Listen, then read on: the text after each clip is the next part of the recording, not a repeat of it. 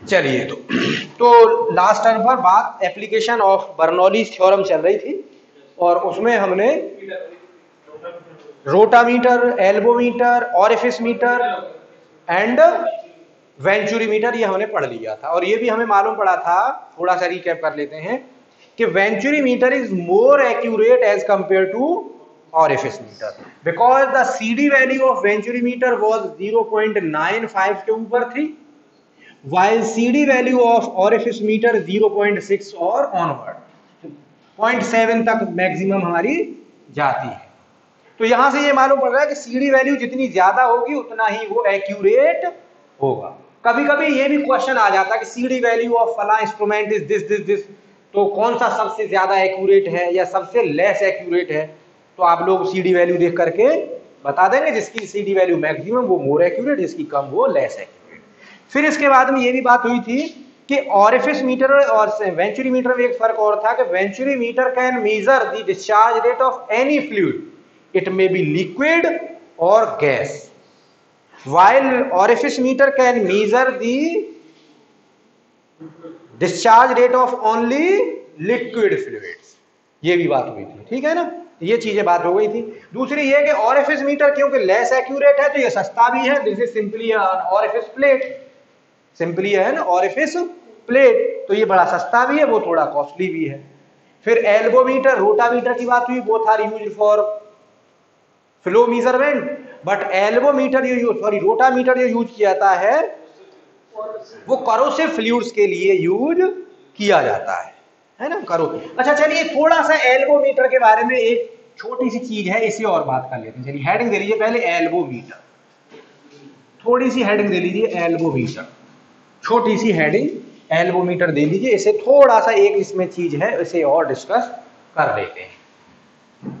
अब देखिए ये एल्बोमीटर देखिए कुछ इस तरीके से होता है, फंक्शनिंग पूरी प्रॉपर कैसे होती है उसमें हमें बहुत ज्यादा नहीं जाना, इस पर खाली एक छोटा सा टॉपिक है वो हमें जान लेना है। ये एल्बोमीटर है, ये फ्लो ऐसे जा रहा होगा, इसमें क्या करते हैं, वेंचुरी जो आपका यूट्यूब मैनोमीटर है, मतलब प्रेशर मेजरमेंट के लिए इसमें कुछ ना कुछ डिवाइस लगेगी, तो एक यहां से होती है लिंब और दूसरी लिंब कहीं यहां से लगी होती है, ऐसे करके ये लिंब घूम करके आ रही होंगी, ठीक है ना, ये आपकी ऐसे करके जा रही होगी पीछे से, ये पीछे से जा रही है तो आगे को दिख नहीं रही, ये यू लिंब लगी हुई है। This you limb is for measurement of pressure difference at this point and at this point, that is outer elbow and inner elbow. ये यूट्यूब मैनोमीटर क्या कर रहा है, मेजर कर रहा है pressure difference at outer elbow surface and inner elbow surface, ठीक है ना। तो यहां पर पहले तो अगर ये फ्लो थोड़ी देर के लिए हम मान लें, क्योंकि मानना ही पड़ेगा, because Bernoulli equation can be applicable only for, अगर या तो 1D फ्लो हो और 1D ना हो तो क्या हो, स्ट्रीमलाइंड फ्लो। स्ट्रीमलाइन फ्लो को एट इंस्टेंट हम 1D मान के चलते हैं, क्योंकि स्ट्रीमलाइन की वेलोसिटी एक पर्टिकुलर इंस्टेंट पर एक ही डायरेक्शन में हो रही होगी। ये बात हो चुकी थी कि स्ट्रीमलाइन फ्लो की क्या खास बात होती है कि एट पर्टिकुलर इंस्टेंट उसकी वेलोसिटी डायरेक्शन एक होती है, यही तो थी स्ट्रीमलाइन की खासियत। तो हम क्या मान के चलेंगे, यहां पे होगा तो नहीं है 1D, लेकिन हम अज्यूम करके चल रहे हैं for application of Bernoulli equation कि द फ्लो इज स्ट्रीमलाइन। क्या अज्यूम करके चल रहे हैं हम यहाँ पर, फ्लो इज, नहीं तो लगेगी ही नहीं बर्नौली, तो ये असम्पशन तो हमें लेना ही पड़ेगा। तो स्ट्रीम लाइंस देखिए कुछ इस तरीके से घूम रही होंगी, इसमें ऐसी तो आ रही होंगी स्ट्रीम लाइंस। तो फ्लो की क्योंकि वेलोसिटी है तो स्ट्रीम लाइंस का कंसंट्रेशन देखिए आउटर लेयर पर, आउटर साइड में ज्यादा होगा और इनर लेयर पर स्ट्रीम लाइन का कंसंट्रेशन कम होगा। यानी इनर लेयर पर, लिखते रहिए बनाते रहिए इसको साथ साथ ही, पूछ लिया जाता है कभी कभी, यानी इनर जो रेडियस है एल्बो की उस पर स्ट्रीम लाइन का कंसंट्रेशन कम होगा, आउटर जो रेडियस है उस पर कंसंट्रेशन ज्यादा होगा। ये कभी कभी पूछ लेते हैं। ये रेडियस टाइप की बनेगी ना स्ट्रीम लाइन इसकी एल्बो की, एक इनर रेडियस हो गई आर आई और एक आउटर रेडियस हो जाएगी आर आउट, है ना, क्योंकि एल्बो घूम रही है, टर्न ले रही है, तो उसकी रेडियस होंगी इनर और आउटर। अगर थोड़ा सा टर्निंग टाइप की है, एकदम शार्प एल्बो नहीं है, तो शार्प एल्बो नहीं है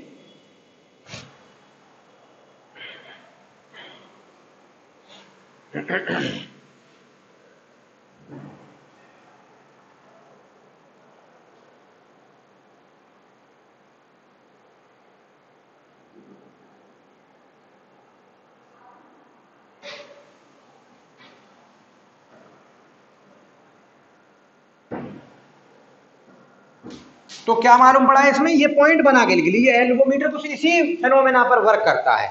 कौन सी फिनोमेना पर वर्क करता है, कभी कभी पूछ लिया था, तो फिनोमेना तो डायरेक्ट नहीं लिख रहे हैं हम, खाली उनको पॉइंट बना के लिख दे रहे हैं। किस फिनोमेना पर वर्क करता है कि स्ट्रीमलाइंस डेंस होती हैं आउटर रेडियस पर और थोड़ी सी रेयरिफाइड होती हैं एट इनर रेडियस। इस फिनोमेना पर, इस प्रिंसिपल पर वर्क करता है। इस प्रिंसिपल को दो पार्टों में ब्रेक करके दो पॉइंटों में हम यहां पर लिख देते हैं। नंबर फर्स्ट क्या है कि streamlines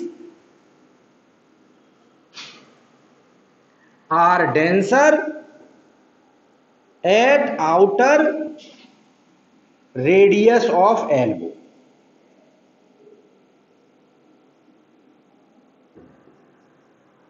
streamlines are rarefied at inner radius। इसी फिनोमेना पर ये वर्क करता है, इसी फिनोमेना पर ये वर्क करता है।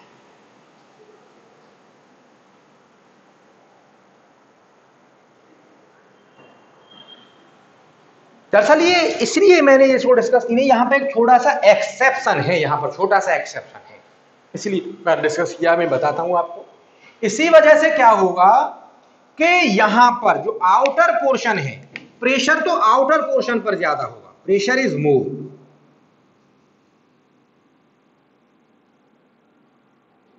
प्रेशर जो होगा वो आउटर पोर्शन पर ज्यादा होगा, जबकि इनर पोर्शन पर प्रेशर लेस होगा।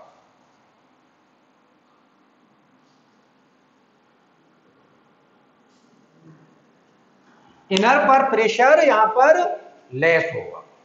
अब देखिए यहां पर ये प्रॉब्लम आती है, ये एक्सेप्शन है कि देखिए आपने ये देखा कि अगर इस तरीके का कन्वर्जिंग पाइप है, इधर देखिए अगर ये कन्वर्जिंग पाइप है तो स्टीम लाइन इसमें यहां जाकर के डेंस होती जा रही है, डेंस होती जा रही है आगे जाकर के। तो जहां स्टीम लाइन डेंस होती है वहां तो वेलोसिटी बढ़ती है, और वेलोसिटी बढ़ती है तो वहां पर प्रेशर कम होना चाहिए। तो कभी कभी इंटरव्यूज वगैरह में या पेपर में भी अगर जब आपने ज्यादा नॉलेज होगी तभी तो ये कंफ्यूजन क्रिएट होगा। अभी छोटी नॉलेज थी तो आपको कंफ्यूजन नहीं था, लेकिन ज्यादा नॉलेज होगी तब ये कंफ्यूजन होता, या इंटरव्यूज में पूछ लेता है कि यहां पर जब स्टीम लाइन डेंस हुई तो आप कह रहे हैं साहब वेलोसिटी बढ़ गई, प्रेशर घट गया। यहां आप उल्टा कह रहे हैं कि साहब यहां पर स्टीम लाइन डेंस हो रही है, यहां कह रहे हैं साहब वहां प्रेशर बढ़ गया। हम क्या कह रहे हैं, वहां पर प्रेशर इज मोर, जहां स्टीम लाइन डेंस यहां तो कह रहे हैं प्रेशर मोर, जबकि यहां पर कह रहे हैं प्रेशर लेस। भाई ऐसा क्यों हो गया, फिर ये कॉन्ट्राडिक्टरी है कि नहीं है? है कॉन्ट्राडिक्टरी। यहां पर स्टीम लाइन डेंस हो रही है तो प्रेशर मोर कह रहे हैं, यहां स्टीम लाइन जबकि मोर हो रही है तो ऑब्वियस बात है होता ही प्रेशर लो है। जहां स्टीम लाइन डेंस हो जाती है वहां प्रेशर लेस हो जाता है। यहां पर साहब आप कहेंगे सर यहां प्रॉब्लम और है, यहां प्रॉब्लम है मोमेंटम लॉस की। यहां पर क्या हो रहा है कि जो ये वाला जो मोटा सा पार्टिकल आ रहा था तेजी से दौड़ा हुआ, वो जब अपनी डायरेक्शन चेंज कर रहा था, तेजी से आ रहा था दौड़ा हुआ, अपनी डायरेक्शन चेंज कर रहा था, तो ये यहां से ऐसे मानो कुछ टकराएगा था ना, कुछ है ना, इसका मोमेंटम यहां पर टकराएगा तब इस डायरेक्शन में जाएगा। अब मैं एकदम जाकर के टकरा करके फिर नीचे जाऊं तो यहां टकरा लॉस दूंगा नहीं दूंगा प्रेशर। अब यहां वाला जो पार्टिकल है ये वाला कैसे आ रहा है, ये ऐसे आ रहा है, आगे को भाग रहा है। ये तो यहां तो एक तरीके से फ्लो सेपरेशन की क्रिएट कंडीशन की रही, यहां तो कुछ होगा ही नहीं। पानी को देखिएगा ऐसे करके गिरता है, या किसी नाली नदी नाले से तो यहां से छोड़ के नहीं गिरता, सरफेस को छोड़ के गिरता है, नहीं गिरता, आगे को गिरता है, तो इसी को कहते हैं फ्लो सेपरेशन। तो यहां तो कुछ ऐसी सिचुएशन हो जाएगी सर फ्लो सेपरेशन जैसी, होगा तो नहीं कि वो पाइप है ये, यहां भी आ जाएगा अल्टीमेटली कुछ फ्लूइड, लेकिन कहीं ना कहीं फ्लो सेपरेशन जैसी क्रिएट हो जाएगी। यानी यहां पर क्या होगा, लेस प्रेशर, जबकि स्टीम लाइंस रेयर है लेकिन लेस प्रेशर क्यों हो रहा है इन दोनों सिचुएशन। यहां पर यहां से सिचुएशन रिवर्स क्यों है, ड्यू टू मोमेंटम लॉस। यहां पर क्योंकि फ्लूइड पार्टिकल तेजी से आ रहे थे, हाई फ्लूइड पार्टिकल वेलोसिटी वाले, वो आकर के यहां सरफेस पर टकरा रहे थे, उनकी डायरेक्शन चेंज हो रही थी, दैट्स व्हाई उनका कुछ मोमेंटम लॉस हो रहा था, उस वजह से प्रेशर वहां पर बढ़ जा रहा था। नहीं, एरिया का तो कोई कंसेप्ट नहीं, एरिया तो पाइप है, ये पाइप का डिजाइन ऐसा हो गया, पाइप को जो अगर एल्बो होगी तो सेम ही एरिया की रहेगी हर जगह, है सभी सेम ही एरिया की रहती है, वो नहीं है, वो तो देखने में मत जाइए। यहां पर है just because of momentum loss या change of direction of momentum, change of direction of momentum. इस वजह से ये ऐसा होगा। इसीलिए तो क्वेश्चन आ जाता है कि अगर आप जब ज्यादा नॉलेज ले चुके होगे तो आपको मालूम होता, अभी तो आपको मालूम ही नहीं था, अब मैंने बता दिया तो आपको कंफ्यूजन हुआ। तो ये है फर्क, यानी यहाँ पर ज्यादा प्रेशर होगा, यहाँ पर लेस प्रेशर होगा। यही प्रिंसिपल कहलाता है एल्वोमीटर का। एल्वोमीटर किस प्रिंसिपल वर्क करता है कि आउटर रेडियस पर प्रेशर ज्यादा होता है, इनर रेडियस पर प्रेशर कम होता है। आउटर रेडियस पर स्टीम लाइंस डेंस होती हैं, इनर रेडियस पर स्टीम लाइंस रेयर होती हैं। इस पर वर्क करता है एल्वोमीटर। लिख लिया साहब आपने? चलिए आगे बढ़ते हैं। तो फटाफट बस इतना सा इसमें बताना था, ज्यादा इसमें नहीं बताना था। अगली जल्दी से फटाफट हेडिंग दीजिए, पिटॉट और पिटॉट ट्यूब।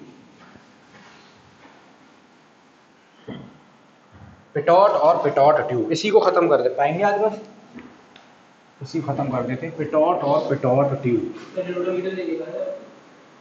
रोटामीटर में कुछ नहीं बता रहे, नहीं जितना बताना था उसका तो बता दिया। रोटामीटर का है, करोसिव फ्लूइड ये वो। पिटॉट ट्यूब देखिए ये क्या है, ये देखिए इस तरीके की चीज है। ये एक पाइप है। पिटॉट क्या है? ये सिंपली इसीलिए से पिटॉट ट्यूब कहते हैं, सिंपली एल शेप्ड ट्यूब है। ये एल शेप्ड ऐसे ट्यूब है ये, ठीक है। और ये इसका मुंह आकर के यहां आकर के बहुत छोटा सा हो गया है ऐसे, ठीक है। ये है, यहां पर कोई एक पॉइंट हम यहां ले लेते हैं, पॉइंट 1 1, ठीक है। 1 1 पॉइंट ऐसे करके लाइन नहीं खींच रहे तो छिप जाएगा पॉइंट, ठीक है ना। ये पॉइंट 1 1 हो गया। एक क्रॉस सेक्शन को यहां पर ले लेते हैं, यहां पर एक लगा देते हैं ऊपर पीजोमीटर। यहां पर पीजोमीटर लगा दिया, यहां ले लिया पॉइंट हमने 2, यहां ले लिया हमने ये पॉइंट 2। ये है पिटॉट आपकी या पिटॉट ट्यूब, इसको हमने यहां लगा लिया है। ये प्रेशर मेजर करेगी। यहां पर इस पाइप में फ्लो आ रहा है, ये क्या मेजर करके देता है? अल्टीमेटली पिटॉट की वजह से क्या करते हैं हम? वेलोसिटी मेजरमेंट, हमने बताया था। तो वेलोसिटी मेजरमेंट इस पिटॉट और इस पीजोमीटर की हेल्प से हम करते हैं, है ना। इस जो पीजोमीटर और इस पिटॉट की हेल्प से मिला करके हम क्या कर लेंगे? वेलोसिटी मेजर करेंगे। वो कैसे करेंगे अभी आपको 1 मिनट में पता चल जाएगा। अब देखिए जब यहां से फ्लो आ रहा होगा, इसमें जब यहां से फ्लो आ रहा होगा देखिए, तो इसमें भी फ्लो ऊपर चला जाएगा। तो ये मेजर करके क्या देगा? प्रेशर, यानी सेक्शन 2 पर जो प्रेशर होगा वो ये बता देगा। बाय द वे मेजर क्या करता है? प्रेशर प्लस जेड, इन दोनों चीजों को मेजर करता है। ये क्या मेजर करता है? पीजोमेट्रिक हेड मेजर करता है। क्या मेजर करता है? ये पीजोमेट्रिक, P by omega plus Z. लेकिन दूसरा पीजोमीटर लग रहा होगा, वो भी क्या करेगा? P by omega plus Z. और जेड अगर सेम है, हॉरिजॉन्टल है, तो जेड जेड बराबर, तो इसका मतलब अल्टीमेटली उसका डिफरेंस देता है प्रेशर डिफरेंस। वैसे ये जो देते हैं दोनों, क्या देते हैं? ये इस चीज का डिफरेंस बताएंगे, लेकिन क्योंकि ये हॉरिजॉन्टल है तो जेड जेड से कट जाएगा, तो क्या देंगे ये अल्टीमेटली? फिर प्रेशर डिफरेंस। समझ में आ रही है ये बात क्या कह रहे हैं? ये दोनों जो देते हैं, पीजोमीटर क्या देते हैं? पीजोमेट्रिक हेड। और दो पीजोमेट्रिक्स का अगर डिफरेंस निकालेंगे तो क्या देंगे? वो डिफरेंस ऑफ पीजोमेट्रिक हेड, यानी इस चीज का डिफरेंस देंगे। लेकिन अगर वो हॉरिजॉन्टल लगा हुआ है तो जेड वैल्यू सेम, तो फिर इसका मतलब वो किस चीज का डिफरेंस दे देगा? इसका मतलब प्रेशर का डिफरेंस दे देगा। वो अल्टीमेटली हमें दे देगा फिर प्रेशर का डिफरेंस। वैसे अगर आपसे कोई डायरेक्टली पूछ ले तो आप कहेंगे सर नहीं, ये प्रेशर का डिफरेंस नहीं देता, ये किसका डिफरेंस देता है? पीजोमेट्रिक हेड का डिफरेंस। ये सर देता है किसका डिफरेंस? पीजोमेट्रिक का डिफरेंस देता है। लेकिन सर क्योंकि इसमें डेटम हेड दोनों जगह सेम है, तो अल्टीमेटली वो डिफरेंस निकल के आ जाता है फिर प्रेशर। ये चीज बड़ी अंदर की है, पते की, ठीक। चलिए अब यहां तो प्रेशर डिफरेंस, इतने प्रेशर ये बता दिया पीजोमेट्रिक हेड। अब यहां से फ्लो जा रहा था, शुरुआत में क्या होगा? फ्लो इसके अंदर जाएगा, अंदर जाएगा, अंदर जाकर के फ्लो की वेलोसिटी अभी मालूम नहीं कहां तक, अभी मुझे नहीं मालूम, आप बताएंगे। चलिए मैंने यहां तक मार्क कर देता हूं, यहां तक चला गया, आपसे पहले पूछूंगा, ठीक है। इसमें पूरे में फ्लूइड है। जब इसका लेवल मेंटेन हो जाएगा, फॉर एग्जांपल कहीं तक, यहां तक या यहां तक या और ऊपर तक, कहां तक होगा वो अभी हमें नहीं मालूम, आप ही लोग बताएंगे अभी। तो वहां तक जाकर जब लेवल इसमें मेंटेन हो जाएगा तो इसमें अंदर की तरफ फ्लो का जाना रुक जाएगा, नहीं रुक जाएगा? रुक जाएगा। तो इसका मतलब इस पॉइंट को जो हमने मार्क किया, इस पर वेलोसिटी क्या हो जाएगी उस वक्त? 0। सही बात है ना, इस पॉइंट पर वेलोसिटी क्या हो जाएगी? 0। इसका मतलब हम जो दूसरा बर्नौली इक्वेशन लगा रहे हैं इस पॉइंट 1 पर लगा रहे हैं, तो पॉइंट 1 पर वेलोसिटी 0 हो गई, तो पॉइंट 1 पर इसका मतलब टोटल जो एनर्जी थी वेलोसिटी वाली वो किस में कन्वर्ट हो गई, प्रेशर में। यही तो होगा, फिर एनर्जी तो जितनी यहां थी उतनी यहां होनी चाहिए, लेकिन यहां पर क्या होगी, वेलोसिटी इज 0, यानी वेलोसिटी वाली energy is also converted into pressure energy. Datum बढ़ नहीं रहा है, हम डेटम भी कह सकते थे, लेकिन क्योंकि डेटम हमारा कांस्टेंट है तो किस में चली गई वो, प्रेशर एनर्जी में। इसका मतलब यहां पर हेड ऊपर की तरफ ज्यादा होगा या कम होगा, ज्यादा होगा। आप ही तो कह रहे हैं कि यहां पर तो सिर्फ P plus omega plus Z है, यहां तो वेलोसिटी है ना, और यहां की वेलोसिटी यहां जाकर किस में चली गई, इसमें, वेलोसिटी तो 0 हो गई। सही बात है ना, तो इसका मतलब इसका हेड थोड़ा सा और ऊपर को मैं बढ़ा दूं, सही कर रहा हूं ना मैं, क्लियर है बात ये। तो अब इन दोनों का डिफरेंस क्या आ जाएगा, दोनों के बीच में प्रेशर डिफरेंस आ जाएगा, ये आ जाएगा। अब यहां पर और यहां पर फर्क क्या है, सिर्फ वेलोसिटी हेड का। तो ये जो डिफरेंस किसकी वजह से आया है, वेलोसिटी की वजह से, वेलोसिटी की वजह से आया नहीं आया। अभी चलिए कर लेते हैं, अभी आप करेंगे, पहले अब बना लिया था ना, अब समझ लिया, फिर अब न्यूमेरिकली करके देखते हैं तो और आपको इनसाइट समझ में आ जाएगा, ऐसे खाली हाँ करने से नहीं आएगा। अब अप्लाई कर दिए, apply Bernoulli at section 11 and 22, 11 और 22 पर अप्लाई करिए। तो 11 और 22 पर अप्लाई करेंगे तो क्या होगा, 1 पर मान लेते हैं P1 अपॉन ओमेगा, प्रेशर मान लेते हैं P1, प्लस वेलोसिटी मान लेते हैं V1 स्क्वायर अपॉन 2G, कुछ होगी, प्लस डेटम मान लेते हैं अभी थोड़ी देर के लिए Z1, equal to P2 upon omega plus V2 square upon 2G plus Z। ठीक है साहब। अब Z1 Z2 हमारे सेम है, कट गए, क्या बचा, P1 upon omega minus P2 upon omega, ऐसे कर दे, उल्टा करना पड़ेगा क्योंकि इधर P2 ज्यादा है, हमने अभी सोच ही लिया है तो हम उल्टा लिखते हैं, है ना, नहीं नेगेटिव में आएगा। तो हम ऐसा करते हैं, P2 upon omega minus P1 upon omega, P1 को इधर ले जाते हैं, वेलोसिटी को इधर छोड़ देते हैं, इधर हो गया वेलोसिटी का 1 का square upon 2G minus V2 का स्क्वायर अपॉन 2G। ये आ गया रिलेशन निकल करके सभी का। यहां तक तो कोई बताइए, किसी को कंफ्यूजन हो तो बताएं, पीछे कोई कंफ्यूजन तो नहीं है। चलिए अब आप ये बताइए, अभी यहां पर 1 पर वेलोसिटी कितनी है, P2, चलिए खैर वो आ जाएगा जो भी है, कैसे 1 पर वेलोसिटी 0 है, तो 1 पर तो टर्म 0 हो गया, अल्टीमेटली क्या हो गया, यानी P2 upon omega minus P1 upon omega equal to minus के V2 स्क्वायर अपॉन 2G, ये हो गया। अब ये बताइए, ये P2 upon omega minus P1 upon omega क्या है, ये प्रेशर डिफरेंस है, ये क्या है, यानी H, ये नेगेटिव सिंबल क्यों आ जा रहा है, ये हमारी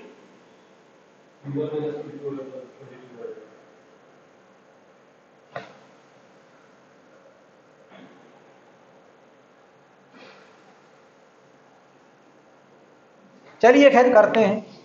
देखिए P1 तो जो है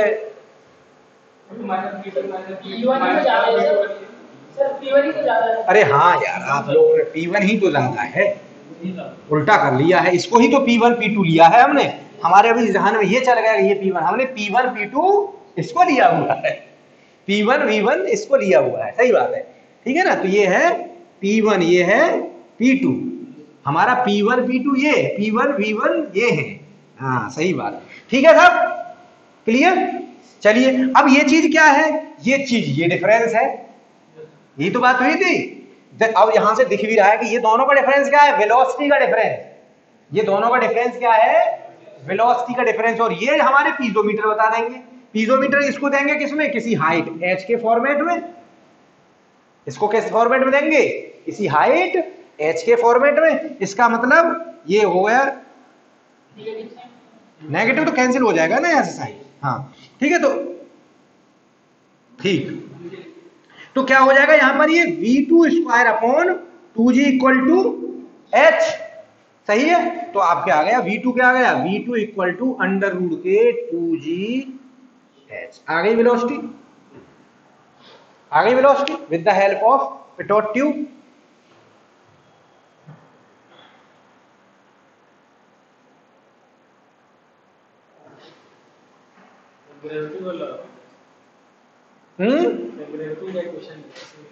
हाँ और क्या, वही चीज आ गई निकल करके, वेलोसिटी आ गई आपकी v2 equal to under root के 2gh। ठीक है,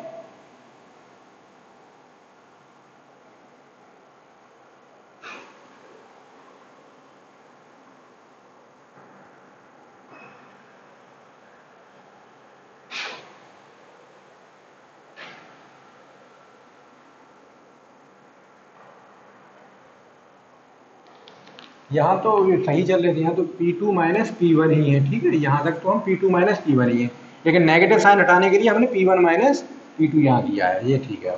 ठीक, चलिए V2 स्क्वायर इक्वल टू, यानी V इक्वल टू आ गया अंडर रूट के 2gh। आ गई वेलोसिटी निकल करके, यानी वेलोसिटी, यानी अब देखिए ये चीज ध्यान दीजिए, यानी ये जो सिंपल पीजोमीटर है और ये पिटोट ट्यूब है, इनका जो हेड डिफरेंस होता है वही होता है वेलोसिटी का हेड। वो क्यों होता है? Due to velocity. तो जाहिर सी बात है यहां से और यहां पहुंचने में सिर्फ किस चीज का कन्वर्जन हुआ? वेलोसिटी जीरो हो गई, यानी वेलोसिटी पूरी की पूरी कन्वर्ट हो गई इस प्रेशर है। तो अब अगर हमें डायरेक्टली, अभी तो हमने अप्लाई करके बर्नौली पूरा देखा है, हम डायरेक्टली भी देख सकते थे। हम इस हेड को क्या कहते हैं सर? यही जो हेड है डिफरेंस, यही हेड साहब v स्क्वायर अपॉन 2g है। इसी हेड को हम डायरेक्टली भी कह सकते थे कि सर यही v स्क्वायर अपॉन 2g है। देखो दोनों में डिफरेंस किस चीज का है? सिर्फ वेलोसिटी। यहां पर वेलोसिटी है, यहां वेलोसिटी नहीं है, यानी दोनों में जो डिफरेंस है वो किसके बराबर है? Velocity head. जो ये हेड है तो डिफरेंस किसके बराबर है? Velocity head. और वेलोसिटी कौन सी वाली होगी? यहां वाली। आ गई velocity with the help of Pitot tube. ये लेकिन कौन सी वेलोसिटी आई? अब तो इसको v2 को सबको हटाकर सिंपली v कहते हैं, फ्लो की वेलोसिटी। लेकिन ये कौन सी आई? वेलोसिटी थ्योरी से आई ना, ये थ्योरी से आई ना, तो इसे कहेंगे थियोरेटिकल वेलोसिटी। ये थ्योरी से आई ना निकल करके, with the help of theory I, mathematical formulation, तो इसे कहेंगे हम थियोरेटिकल वेलोसिटी। थियोरेटिकल क्यों कह रहे हैं इसको? क्योंकि इसमें हर चीज को हमने आइडियल माना है, हर चीज को हमने आइडियल माना है, लॉसेस को बिल्कुल कंसीडर ही नहीं किया। भाई आप लोग खुद बताइए, whenever the fluid entering in this small area tube, तो यहां पर एंट्री पर लॉसेस होंगे नहीं होंगे? लॉसेस होंगे, ऑब्वियस बात है। We are not considering these losses. Even when fluid take turn on elbow, तो एल्बो पर अचानक फ्लूइड, अभी देख रहे थे मोमेंटम लॉस होगा, तो लॉसेस होंगे। तो in general, in this particular, in this whole discussion, we are not considering the entry losses as well as elbow loss। अभी हम कंसीडर इसलिए नहीं कर रहे, अभी हमने लॉसेस के बारे में पढ़ा भी नहीं है, हमें देख लेंगे आगे जाकर के, लेकिन होंगे तो सही नहीं है। और इस वजह से एक्चुअल वेलोसिटी कुछ अलग होगी, अलग होगी। तो इसका मतलब फिर यहां पर वही कंसेप्ट आ जाएगा, v एक्चुअल इक्वल टू एक कोफिशिएंट ले लेते हैं इनटू v थियोरेटिकल। इसीलिए इसे कह देंगे v actual equal to c into under root के 2gh। c अंडर रूट के 2gh। अब इस c को डायरेक्ट कांस्टेंट नहीं कह सकते, ऐसे नहीं कह सकते जैसे अभी कॉन्ट्रैक्शन वाला कोफिशिएंट कहा था या डिस्चार्ज वाला कहा था। क्यों? This coefficient considering two factors, this coefficient considering two factors, one is entry factor and another one is elbow factor। इसमें दोनों फैक्टर कंसीडर किए हमने, अलग अलग थोड़ी नहीं, दो फैक्टर आ रहे हैं ना इसमें, एक एंट्री पर प्रॉब्लम आएगी कुछ, क्यों बताइए, और एक आएगी एल्बो पर। तो दोनों ही फैक्टर को हमने किस में लिया है? सी में। तो इसीलिए इसको कह देते हैं, एक नाम दे देते हैं, this is coefficient of Pitot. इसे कह देते हैं कोफिशिएंट ऑफ पिटोट। मालूम नहीं कितना होगा, दोनों फैक्टरों को कंसीडर करके रिसर्चर्स निकालेंगे, इसलिए इसको सी को कहते हैं कोफिशिएंट ऑफ पिटोट। और इसकी वैल्यू जनरली 0.9 के आसपास होती है। अगर अच्छी पिटोट है तो 0.9, 0.95 इसी रेंज में इसकी वैल्यू भी पाई जाती है। ठीक है ना, अगर अच्छा पिटोट है तो 0.9 0.95 के बाद में इसकी वैल्यू पाई जाती है। अब अगर आपसे कभी कभी पूछ लेता है कि इसमें कौन कौन से फैक्टर, तो लिख लीजिए C consider the entry and elbow effect. C consider the entry and elbow effect. कभी कभी पूछ लेता है कौन कौन से इफेक्ट को ये कंसीडर करेगा, तो दोनों इफेक्ट को ये कंसीडर करेगा, entry as well as elbow effect, entry as well as elbow effect.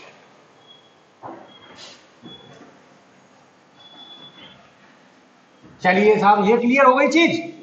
अब मैं एक चीज और आपसे पूछना चाह रहा हूं, ये है, ये क्वेश्चन भी आ सकता है और इंटरव्यूज में भी आ सकता है।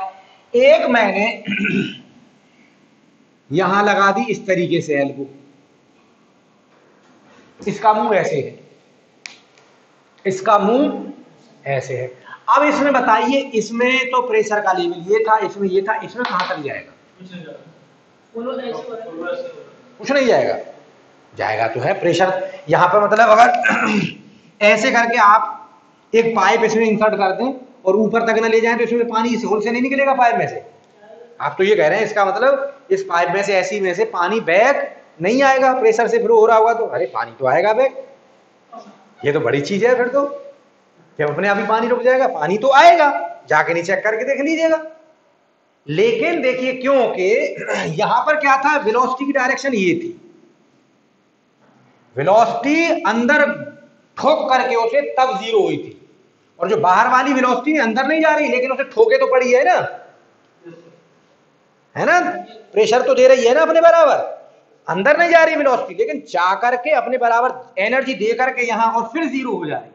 यहां से फ्लो आ रहा है पार्टिकल, यहां आकर के, यहां कर देखा अरे पीछे से बहुत ज्यादा ताकत लगी, यहां आकर के उसकी वेलोसिटी क्या हो जा रही है, जीरो, यानी अपनी एनर्जी को लूज कर रहा है। यहां करके यहां वाला जो पार्टिकल आएगा एक पीछे से चल करके दौड़ा हुआ आएगा अपनी हाई वेलोसिटी से, यहां के देखेगा ये बैठा हुआ है, अब इसकी एनर्जी भी इसके बराबर है कि ऑलरेडी अपनी एनर्जी लूज किए हुआ है, इससे टकरा करके उसकी वेलोसिटी क्या हो जाएगी, जीरो, तो अपनी एनर्जी यहां पर वो दिखाई देगी। ठीक बात है ना। लेकिन यहां पर क्या होगा, इधर वाला ऐसे जा रहा है, इधर वाला ऐसे जा रहा है, यहां वाले के पास जब गया अगर कोई तो उससे कह रहा भाई तू भी चल हमारे साथ, उससे क्या कहेगा भाई तू भी चल, तो इसका मतलब यहां पर प्रेशर की वजह से तो प्रेशर होगा, प्रेशर की वजह से जो पीछे से प्रेशर आ रहा है उसकी वजह से तो प्रेशर होगा, लेकिन जो वेलोसिटी के पार्टिकल कह रहे हैं भाई तू भी चल हमारे साथ, उसकी वजह से प्रेशर और कम होगा, थोड़ा सा प्रेशर कम हो जाएगा, वो बार बार कहेंगे चल हट दूसरा आ जाएगा वो देखेगा। यानी यहां पर इससे भी, इसमें जो फ्लूइड का प्रेशर होगा इससे भी कुछ कम होगा, इससे भी कुछ कम होगा अगर ये पाइप हम रिवर्स डायरेक्शन में लगा, इससे भी कुछ कम इसमें प्रेशर जो क्या होगा, कम होगा। यानी पीजोमेट्रिक हेड इससे भी थोड़ा सा इसमें डाउन हो जाएगा, ये नहीं है कि होगा नहीं, होगा तो सही लेकिन थोड़ा सा डाउन। ठीक है साहब, चलिए तो ये आपकी पिटौट खत्म हो गई। अब सोचते हैं कि नया टॉपिक नई दिन से शुरू करते हैं।